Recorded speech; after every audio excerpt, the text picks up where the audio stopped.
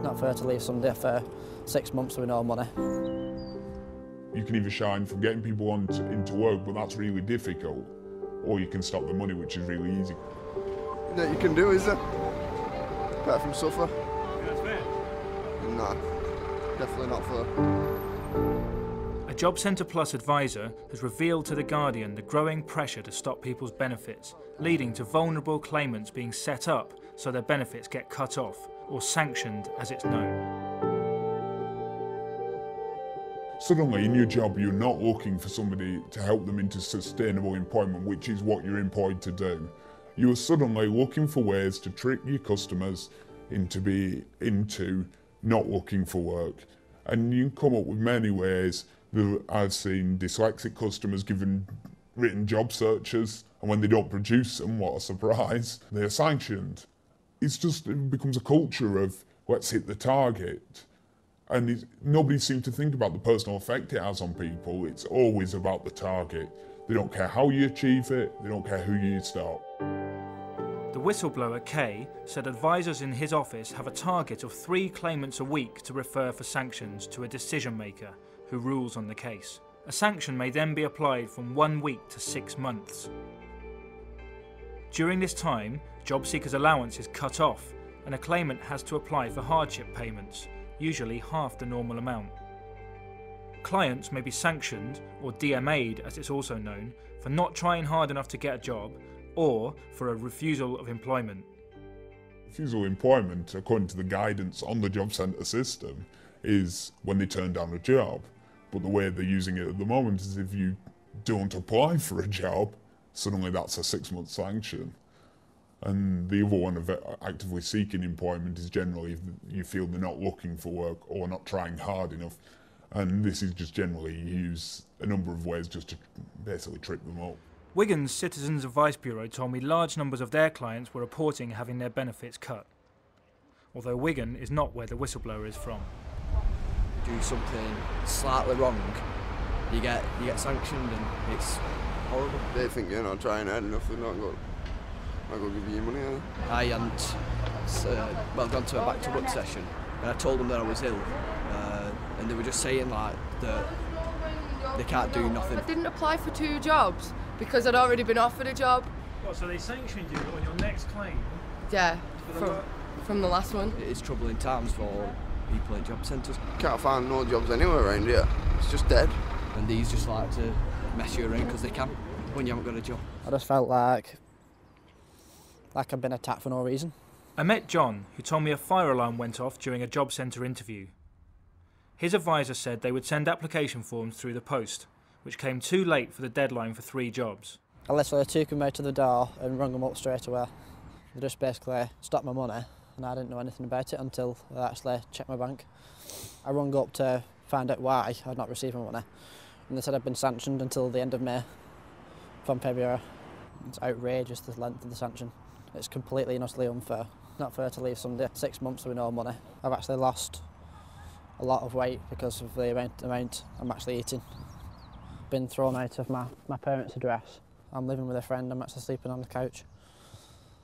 I don't have anywhere else to go, back from the streets. John turned to his local Citizens Advice Bureau, who helped him with food parcels and to appeal the decision. Citizens Advice have reported a significant rise across the country in similar cases. In general, a caseload for a caseworker at Citizens Advice used to be between 80 and 100 clients for a full-time worker. Now I'm a full-time worker, and my caseload, as well as my other colleague Diane, who's a full-time worker, his caseload's bordering 160 clients.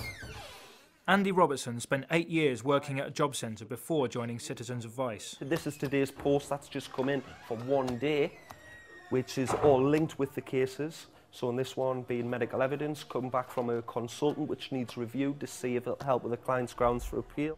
With sanctions, what's happening at the moment is possibly the worst thing I've ever seen with regards to practice from the Department of Work and Pensions. I mean, the amount of people that this is actually affecting and how many lives it's actually affecting, this seems to have gone up 200–300% in the last 6 months.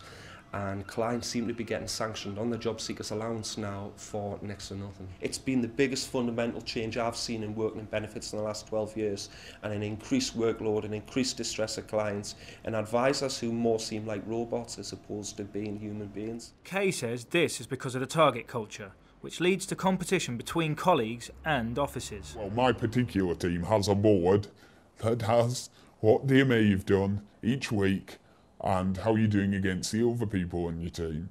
And then they look at office versus office. And then it goes to area versus area. And it just all seems to be, let's try and move up these tables that mean nothing, really, in the sense of actually improving the situation of unemployment in Britain. It's just done mainly almost quite vindictively, and we don't even save real money. The Department for Work and Pensions denies that they give targets to job centres or to regional offices. But national statistics show a significant rise in the numbers of people being sanctioned in the last year.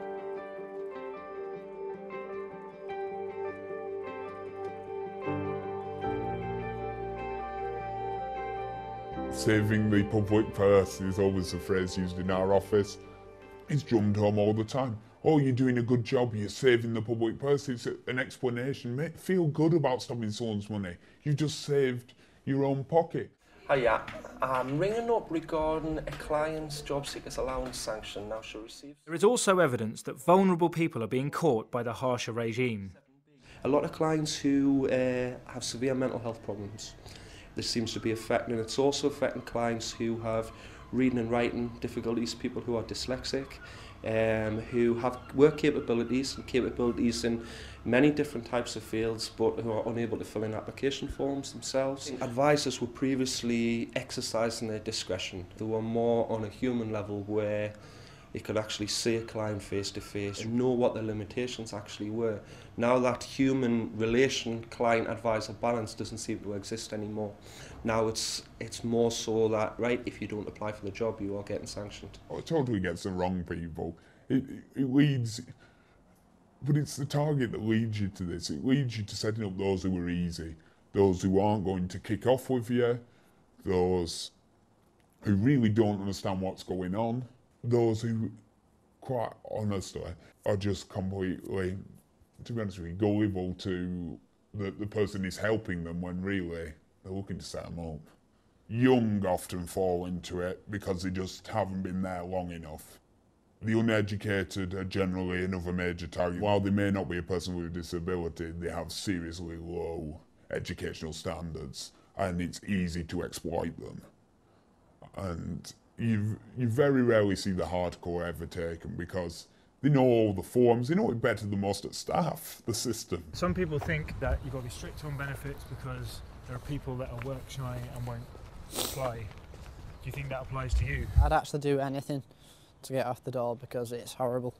It seems completely like they're just targeting people that are actually looking for work.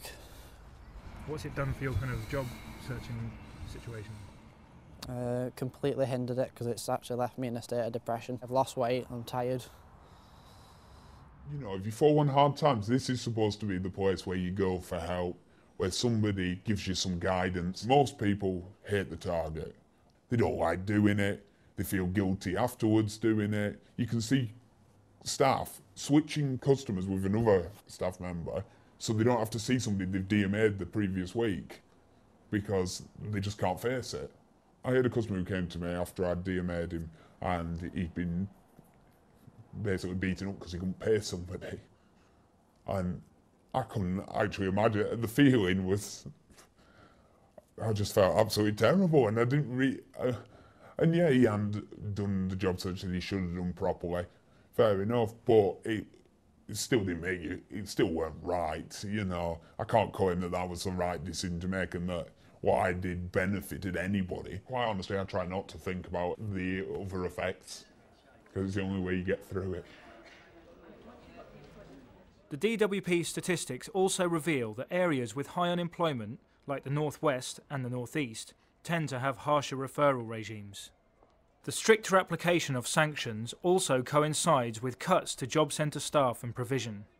I went to the job centre and asked them if I could do a course in care because I want to be like a co-worker for the elderly. Halfway through the course you need a CRB check because you need to do a placement in the care home.